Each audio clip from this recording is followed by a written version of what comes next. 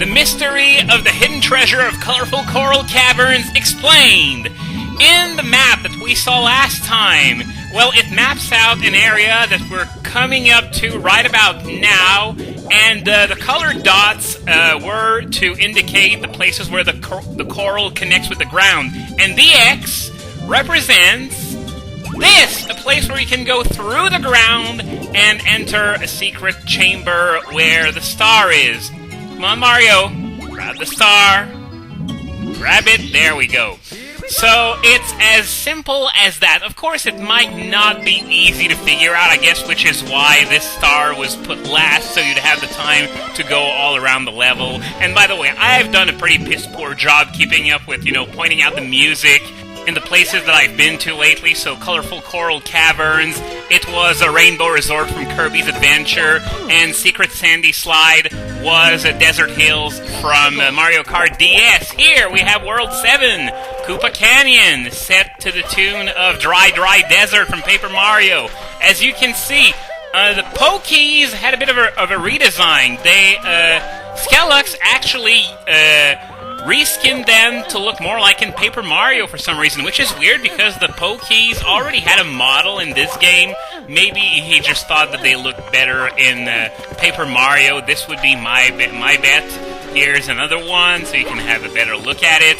So, here, the goal of this star is very simple. You just dodge the Angry Sun. Yes, the Angry Sun is here too, and it doesn't appear to be a reskin of anything to my knowledge. It's just, floating around, being retro badass. But yeah, all you had to do was just climb on those walls that were marked as such. You can't climb all the walls in the pyramid, just those that had that little tiling. And here we go, rematch with Koopa the Quick. This is one of the stars that I've been dreading ever since I began this project. This star is hard! Like, I'm not even sure I could do it today in this part, just to give you an idea. So, let's show you exactly why it's so hard. Long jump. Are you serious? That was... Wow! I guess I should be mad because I'm pretty screwed right now, but how can I be mad at that? That was freaking awesome! So, this is why it's so hard. This part right here.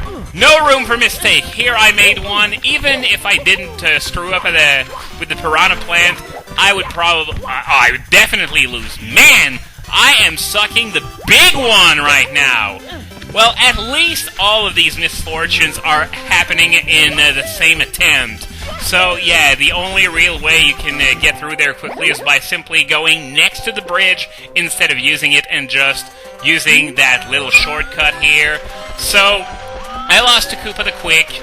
No real surprise here because that star, I'm going to repeat it, it's tough. And wow, I avoided damage by smacking into the wall right before hitting the ground. Nope, not over there. So what I'm going to do is, since I can't do the Koopa the Quick star on this attempt, is there is one other star that I can attempt instead. Only one, because the others are off limits for now. So if I mess up once again, I'm probably going to have to kill myself and try again. So this star here, very simple. You just have to collect the 5 coins that are on those little ledges. What you're supposed to do is jump from ledge to ledge while avoiding the amps, but screw that! Ain't nobody got time for that! So, here's 4, and can I just get... Oh, there! Wow! I glitched on the platform! Wow! This is actually a pretty interesting recording in terms of mishaps so far. So if I can just get up there, thank you very much. So I think that was star number 6. So this is going to be the second attempt at Koopa the Quick. As I said, this might require many attempts, because even without factoring in that sort of stair pyramid, that dude goes fast as shit. And by the way, you probably noticed, but they pull the same shit as in Mushroom Mountain Town, where Koopa the Quick just goes straight up here while I have to take the detour. Of course, Koopa the Quick doesn't go really fast climbing up that slope, but still a lot faster than I'm doing right now. Come on. Oh, come on, I was pretty good, too, and are you serious? Come on, I can do this! I can do this! Nope, I can't. So, I guess I'm gonna have to head into the quicksand and commit suicide now. Great! Just great! You may have noticed that Koopa the Quick completely missed the flag. That's something he does on this stage. That is not a glitch. And as you can see, a new thing in this level is Yoshi coins. They don't do anything special. They're worth 2 coins, but it's not worth risking death just to pick up those 2 coins. So anyway, attempt number 3, and as I was saying, it's part of the hack. It's just meant this way that he tries to show off by taking a detour himself, by going way past the flag and coming back to it. And this is the only way that you can possibly win. I don't think it's even possible to go fast enough to win without Koopa the Quick doing that detour to begin with. And already a fuck up. Come on, get up there! I'm gonna go over there to avoid as much sand as possible.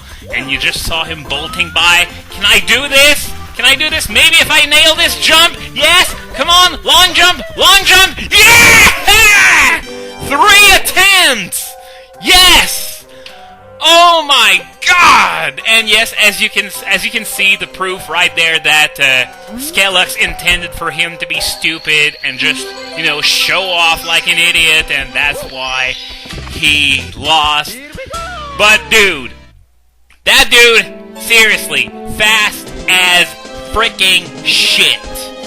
So, hardest star in Koopa Canyon out of the way, so let's move on to the third one. This one is inside the pyramid. We couldn't enter the pyramid because there was a block blocking the way inside, but now that we reached star number 3, we can do so right now. This is one of the stars that I said was off limits when you selected the Koopa the Quick one because, well, as I said, there's a block blocking the entrance, and it's not like in Shifting Sandland where there's where the inside of the pyramid is set in an entirely different area coding-wise. This is still part of the same area, and over here you can see there are 4 pillars that you can get a 1-up if you stand on them. Screw that! I'm not gonna risk death for a useless life, because yes, all the quicksand in this pyramid is instant death, even though it doesn't really look like it. Trust me, it is. So, there's a chain chomp here. Let's try to just dodge him as much as I can. Let's head over to this corner. And it's not quite long enough to reach. Excellent. So over here we have a bunch of platforms. There are a few ways that you can try to go across, but the best way, in my opinion, is the longest one, where you can avoid all the fire. There's no real worry when you go over there. And here's the final puzzle before reaching the star. What you have to do here, you have to push that block all the way over to the other side. So let's push that one towards the middle as much as we can, just to give myself a little room when I'm going to need to push it here in order to not fall into the quicksand. Now, as you can see, there's some more fire here. So what I'm supposed to do here is jump on the block, then jump back off, push, and then repeat until the block can't move anymore. So let's get back down there, jump back up, and that's going to be it. So let's try maybe a double jump. No! That was way too far! It wasn't even close to making it. I thought it was way closer than that. I guess my eyes were playing tricks on me. So, I'm gonna have to do this all over again. And fortunately, I didn't need to cut anything for the Koopa the Quick race since I did it so quickly. But if I keep dying in that spot, I might have to cut a little bit here. By the way, something that was brought to my attention while I'm playing a ROM hack of Mario 64, ROM hacking of Banjo-Kazooie is now apparently a thing. I didn't think it would ever be possible, but lo and behold, it is. Then again, I thought the hacking Mario 64 DS would be impossible, and Skelux is working on that already. So I guess I shouldn't be surprised anymore. So what's the next step? Super Mario Sunshine? Super Mario Galaxy? Oh man, that would be awesome. A ROM hack of Super Mario Galaxy. In fact, well, I don't know if it would be called a ROM hack at that point, but I know there is some hacking that's possible. There is a video that I favorited a long time ago of Grandmaster Galaxy. A hack of Grandmaster Galaxy that makes it even harder than it already was, if you can believe that. Yes, that is physically possible. I've never obtained the second star in Grandmaster Galaxy ever, and I have no shame in admitting it because, well, that shit's impossible! Anyway, back down there, push the block, and I'm gonna go for a somersault this time since clearly a double jump couldn't clear that gap, and I don't think I need a triple jump in order to do that. The somersault will do just fine, more likely than not. So, oh man! Oh, that was painful to watch! I tried to delay the jump as much as possible so that I could cover as much distance as possible towards the statue, but unfortunately, I pressed the button like a few frames too late, and I thought for a second that I was really going to be launched upwards, like when I'm doing a somersault, but instead it's a regular piddly little jump that came off instead. Great! Another thing that I've been wondering about, both Mario 64 and this hack, I guess, is what determines when a star is out in the open and when it's in an item box, because there doesn't seem to be any sort of pattern at all as to when that happens, which is a bit annoying in this hack because when trying to get a star 130, the very last one, it's the hardest one in the game, no contest, and it's possible to get another star by mistake while going for that one star. And it never happened to me because I'm too careful to let that happen to me. Just watch as it's going to happen to me on this run, just for kicks. But, yeah, if someone's not careful enough, it could potentially happen. So, I don't know why Skelux didn't program that star that you can get by mistake to be in an item block instead, but oh well.